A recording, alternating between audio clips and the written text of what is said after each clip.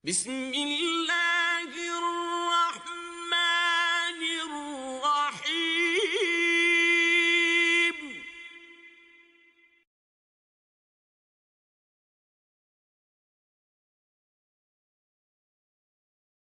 Assalamu alaikum wa rahmatullah. ¿Qué es un dios o una divinidad? Un dios es cualquier ser al cual se le rinde culto. La idea en el Corán es que el único ser que merece culto es el creador de cuanto existe y no elementos de la creación o elementos del universo observable. Es decir, ni astros, ni personas, ni gatos, ni cucarachas, ni perros, ni estatuas, ni vírgenes, ni santos. Cuando tú, incluso una persona, cuando tú te entregas o te sometes o reconoces o sigues a una persona ciegamente, de algún modo estás atribuyendo la infalibilidad, y eso desde el punto de vista islámico es una forma de adoración. Entonces el Corán dice: Inna fis samawati wal ardi la ayatin lil mu'minin. Tanto en los cielos, es decir, en todo lo que está por encima, como en la tierra, existen signos para las personas dispuestas a aceptar o dispuestas a creer. Lo que esto significa es que si tú tienes una predisposición a no aceptar una cosa determinada, lo mismo da todos los signos que se te enseñen de esa cosa, porque no va a servir de nada. Entonces un aya o un signo es algo que te indica hacia otra cosa. Por ejemplo, si yo veo, por dar un ejemplo, si yo veo humo, intuyo o deduzco, mejor dicho, que ahí existe un fuego. No necesito ver ese fuego. El ser humano está por encima de quizás otros animales que necesitan ver el fuego para empezar a actuar como si estuvieran viendo fuego, lo cual también es cuestionable y depende mucho de qué especie, ¿no? Pero bueno, en términos generales, el ser humano, al tener esa capacidad de razonar, puede interpretar en base a signos, lo cual no significa que no haya signos que no puedan ser engañosos, pero esa es otra cuestión. وفي خلقكم, y en vuestra constitución, وما يبث من دابة, y en todas las especies animales que Dios ha diseminado, لآيات لقوم يوقنون, existen signos para personas con la capacidad de llegar a un grado de certeza. Yo puedo acumular tantos signos que al final digo: mira, realmente es cierto, hay evidencia suficiente de que algo hay por ahí detrás. Y luego dice وَاخْتِلَافِ اللَّيْلِ وَالنَّهَارِ, y la variación entre noches y días, que es una forma de aludir al orden cósmico, ¿no? O al orden en el universo, al orden en nuestro sistema al menos.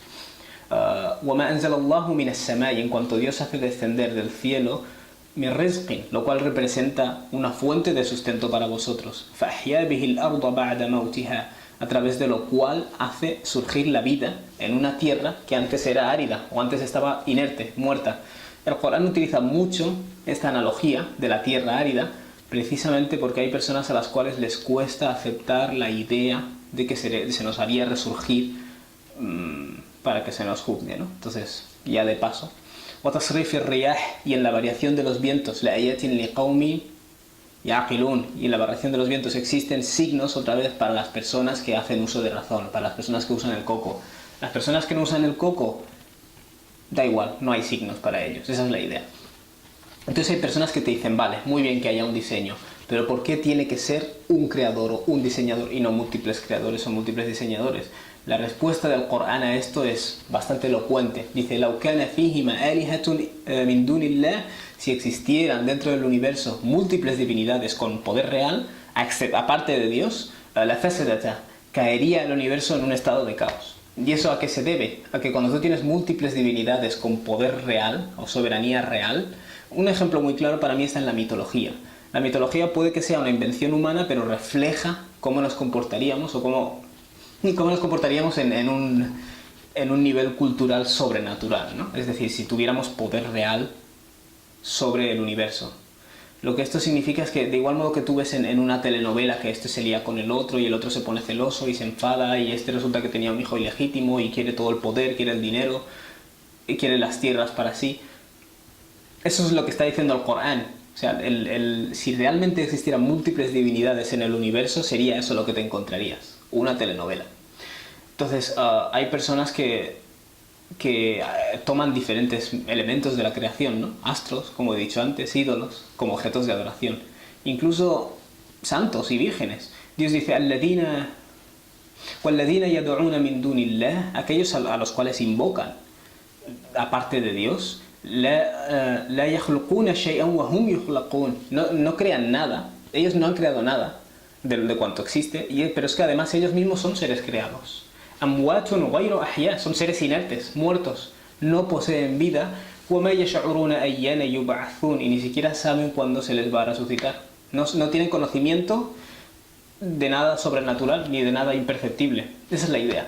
Luego hay personas, por ejemplo, que dicen: San Pancracio, ayúdame a encontrar una mujer como a mí me gusta. O, por ejemplo, estas tarjetitas del maestro Alibaba que te pone: llámame, en 3 días te prometo resultados, curo el SIDA, curo el sífilis, curo problemas de amor, curo problemas sexuales. Y cuando acabas de leer la tarjeta te preguntas: wow, solo hace falta que pongas soy Dios, lo único que hace falta que pongas. Todo este tipo de elementos realmente no pueden ayudar. Incluso cuando utilizas el argumento de que es un medio que utilizo, que me conduce hacia el creador, porque prácticamente en todas las religiones y mitologías, todos los seres a los cuales se les atribuye o se les otorga culto, se les atribuye divinidad, todos ellos casi siempre son un medio hacia el creador. Dios dice: amittahadu min dunillahi shufa'a, toman aparte de Dios a seres que supuestamente son mediadores con él. Incluso si todos esos seres que toman no poseen conocimiento de nada y no hacen uso de razón, no poseen intelecto, un niño recién nacido o un perro recién nacido posee más conocimiento que una estatua o incluso que un astro, porque todo eso es materia inerte.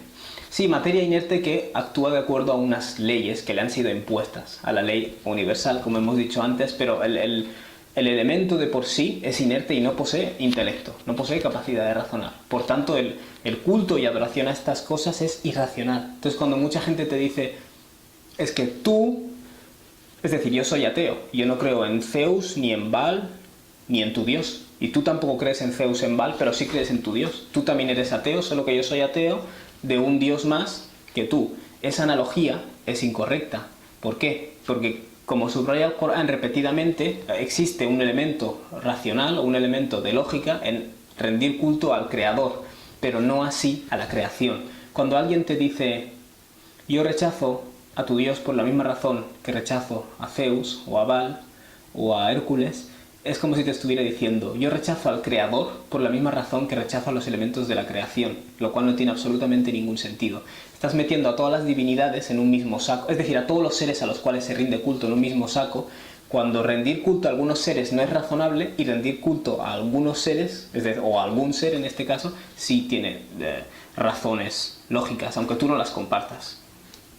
Entonces, cuando una persona entra al Islam, hace una cosa que se llama dar testimonio. Yo doy testimonio de que reconozco una verdad, ¿no? O he sido testigo de que hay verdad. Dar testimonio básicamente significa: yo sé algo y lo transmito.